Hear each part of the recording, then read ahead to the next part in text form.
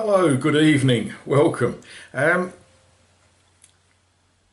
Very brief, short bit of stuff here.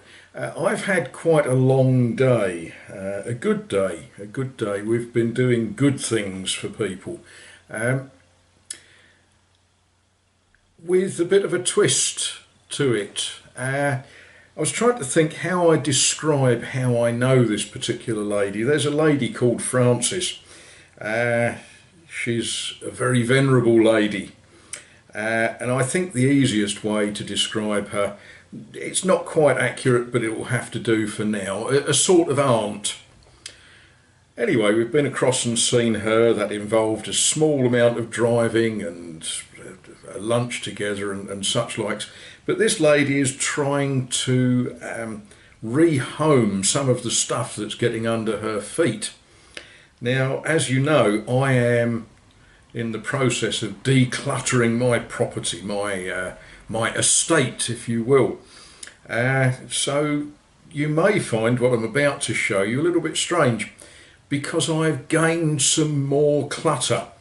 I don't know, some of you may or may not watch, I think his name is Chuck, Old Brat Rider. Old Brat Rider?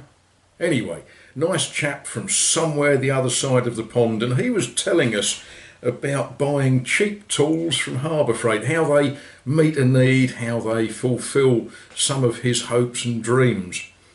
But he used a word that is strange to me. He used the word buy. Buy. Apparently you go to a trader of some sort, a shop or a mail order catalogue or something, and you give them money. Well, if you must, I suppose that's one way of getting things. But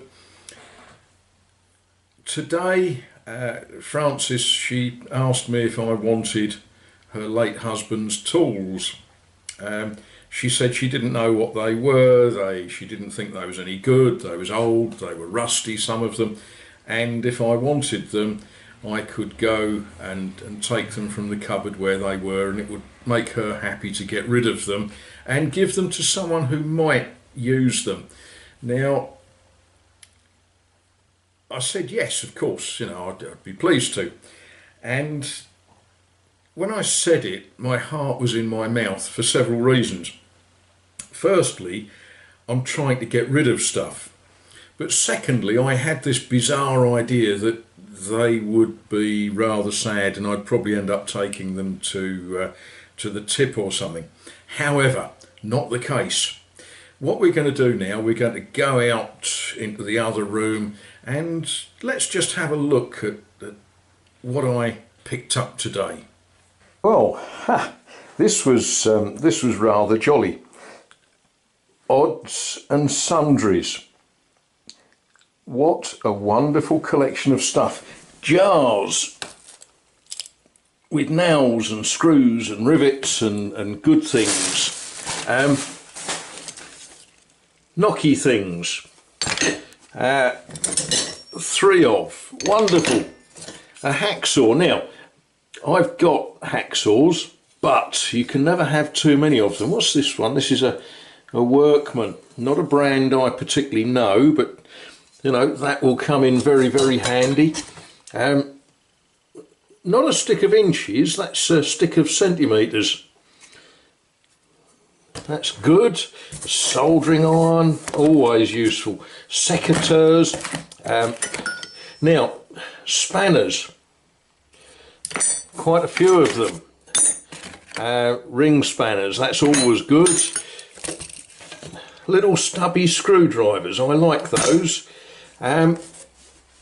I think that's a wonderful thing. It's a swivelling sort of vice, so you can mount it on a work surface and you can swivel it and you can tighten it up, and it's a good one. Look, it's got 2 guides and a screw, more spanners, things for making holes, another little flat blade stubby screwdriver, an old file. They're always handy. A little clamp. Look at that. That's for putting makeup on. I like to put a bit of foundation on before I go out in the morning. That's very good. Not so sure that that's good, but I'm sure it will come in handy. Yep. Look at these. Isn't that a lovely pair of pincers for pulling out little short nails? Little adjustable, little ratchet, 1/2 inch and 3/16. Yep, one of those for shifting stubborn ones. Quite a big chunky drill. Couple of saw blades. Unfortunately, I haven't got the handle for these. I'm not sure, I might have one in my toolbox somewhere. Then there was these plastic boxes, and you sort of look at it and you think, oh dear, you know, do I need an extension lead? But in these boxes are tobacco tins. Now, I had a little look, and there's some masonry bits, there's some woodworking bits, and they are all nicely sharpened. Look at that, a little pin chuck. Some good things there. That's one box. This is for getting the makeup off with after you've been out for the night. More drill bits,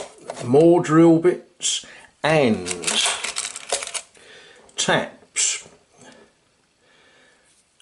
Very, very useful. I've looked at some of the taps already. They're BA sizes.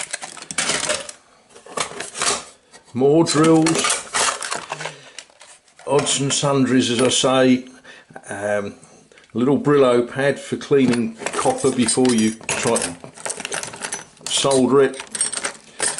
Good stuff there. This box here, I don't know how many of you have seen one of these before. This is a handle for holding short lengths of hacksaw blade, and he clips one. And if you look at how worn that is, that's seen a lot of use. There's some odd chisels. Screwdrivers. Hacksaws. Again, now these are what I think of as junior hacksaws, but when did you last see a junior hacksaw as well made as that one? Very pleased with that. We all know what that is. You know, this one's described as a vice grip. I always think of them as mole grips, but whatever. Now, then we turn to this bag.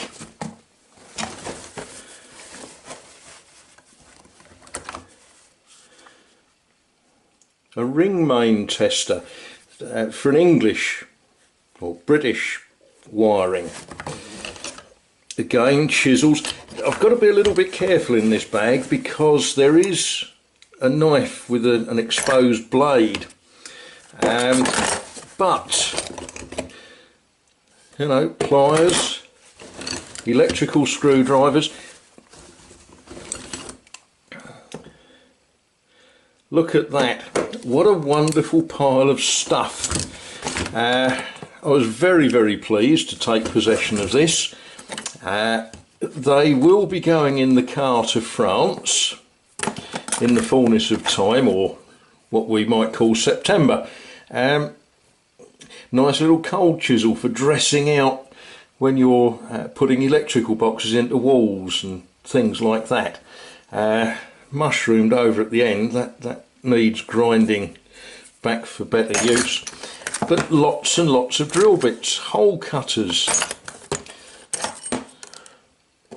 So there we are. That was today. I haven't even started to think about counting the drill bits. But a chap just cannot have too many of those, can he?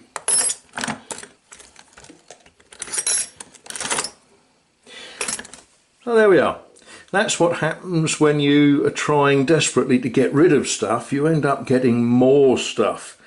But I looked at this lot and I thought that is a very, very useful collection. Very happy to have that, and yep, it will all get used. Right, now, as we started with a mention of chuck the old Brett Rider, I suppose I should say be as kind to people as they will let you be, and keep those cameras rolling.